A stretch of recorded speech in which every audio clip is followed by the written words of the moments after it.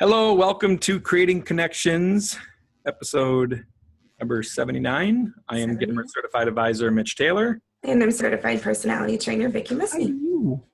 Hi. How are you? That's one personality trait. Do you want to hear more? Vicki talks about it after the break. That was nice and easy. What are you talking about? This also speaks to a much bigger issue. Providing personal solutions through understanding people. This is the Creating Connections podcast with Gittimer Certified Advisor Mitch Taylor and Certified Personality Trainer Vicki Musney. Welcome back to Creating Connections podcast episode number 79. I am Gittimer Certified Advisor Mitch Taylor. And I'm Certified Personality Trainer Vicki Musney. And I'm a red. Yes, you are. But you said that like a yellow. Here, is that better? That was more Sorry, red. I blew up everyone's eardrums now. We're listening to their earbuds. But anyway, red, yellow, green, blue. What do those colors mean? That's our topic today. We're talking about personalities, and we are talking to our podcast co-host, of course, Certified Personality Trainer Vicki Musney, as she knows all about personalities. Well, I think it's good to just try to do a focus episode on this because we mention it in conversation. Because for us, it is commonplace language. It is how we communicate. It's how we describe people. I've been, speaking this lingo for 8 or 9 years, and to the point where it's commonplace in my home. My kids would say something, when they describe people like that. My son will be like, yeah, there were these 2 new students in my class and they were both, super yellow and they were doing this and they were doing that. And, he's like in 6th grade and this is how he describes his friends to me. So I thought we should probably focus a little bit. But the theory is, the basic premise is there are 4 main categories, if you will, and most people lean heavily into one direction, sometimes 2. Okay. And now, so can a person be split to 3 or 4 evenly? Like, for example, thirds, right? Is that possible? Okay, we need to back up a little bit and just describe the 4, what they are, and then I can try to come back to that question. Okay. So if you can picture the chart, and you'll post a link or something where people can see that the 2 top quadrants, the 2 top pieces are what the extroverted personalities. There's yellow and there's red. Mm-hmm. And those are both extroverted. So the ones on the bottom of the chart are the green and the blue, your introverts. Got it. But the left side that has the yellow and the green, the common thread there is a more people-focused friendly plant. Mm-hmm. And then the reds and blues tend to be more task-focused. It does not mean that reds and blues are mean people. No. It just means that the way they're wired, they tend to think more about the done task first. Yeah. Exactly. So and it doesn't mean that yellows and greens can't get stuff done. Yes. So in the case of, I feel like I'm really strong in 3 areas, usually what that means is you have a primary, like say, for example, your primary is yellow, and in some areas you might lean red. It's that extroverted, high energy, let's get stuff done. But you also, because the yellow is on the people-oriented side, you might lean green in a few areas as well, because you have that common thread. But that's deep for an introductory overview. Yeah. And so the key is, if you studied any sort of personality training before Myers-Briggs or any of the other ones that are out there, DISC. DISC. Yeah. DISC is a very common one. But they all talk in larger, big, words that, would win you a lot of money in Scrabble. Or a lot of points in Scrabble, I should say. But the point is that you don't want to have to remember that stuff because that's not everyday lingo that we always speak. Well, even the people that I trained under, they use the Greek-based terms because these ideas go back to 400 BC. This is not new theories, new information. It's just, each presenter has their own way, or each system has their own way of helping you remember it. And I've just found that most people I talk to know their colors, and it's resonate. So if you think yellow, bright, sunny, loud, the opposite of that on the chart would be blue. Think deep, like the ocean. Those are the deep thinkers, the more quiet, the reserved oriented. Yes, more reserved. Don't want to share information as much, whereas your yellows just kind of blurt stuff. The blues are the ones that say TMI. No.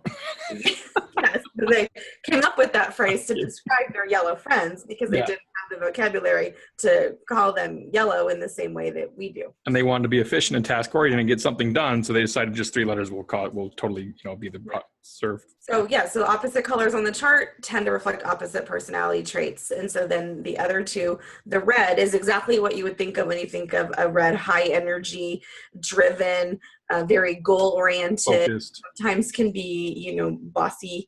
Not necessarily good at small talk, just very all about, just the facts, let's get stuff done.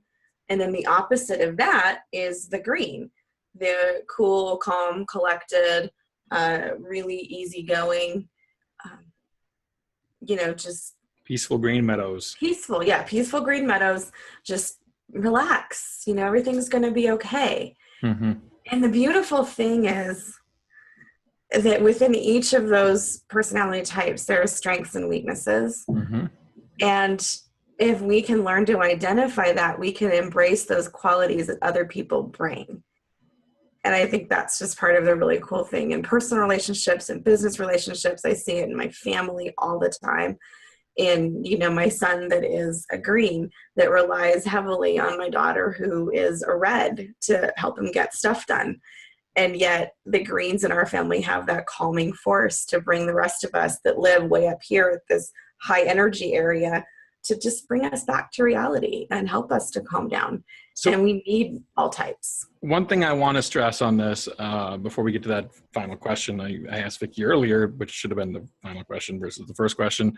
One thing I want to stress is that take this information, and if you get a chance, buy Vicki's book, read it, pick it up. It's great knowledge to consume, and you'll be able to use this forever and speak this new language, which is great. But not just about people you come in contact with, but this is introspective for self. It's understanding your own you, how you function best.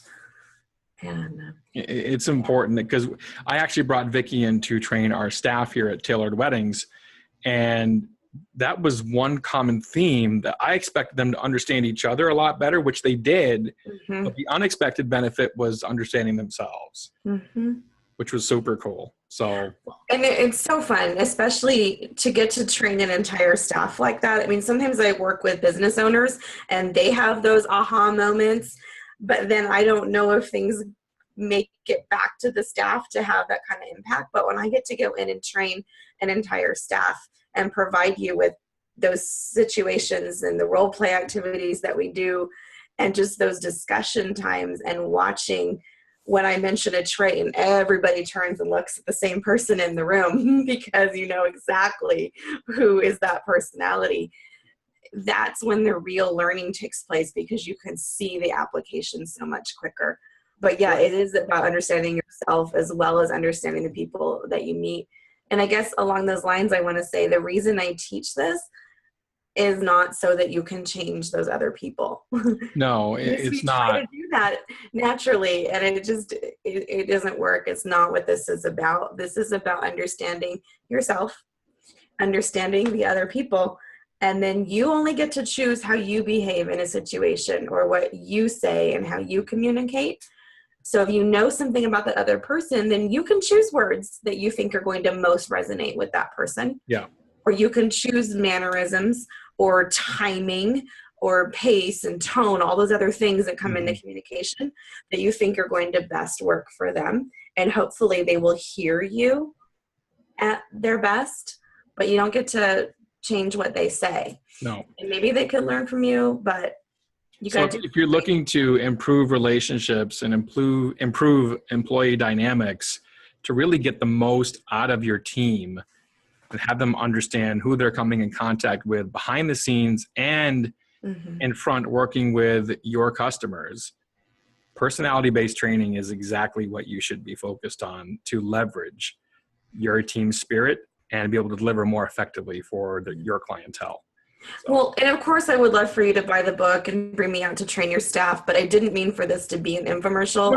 I'm not everyone to have that same lingo. So for starters, if this is new to you, go to my website, vickymusney.com, and take the free online test. MUSNI. Thank you. Yes. MICKIE.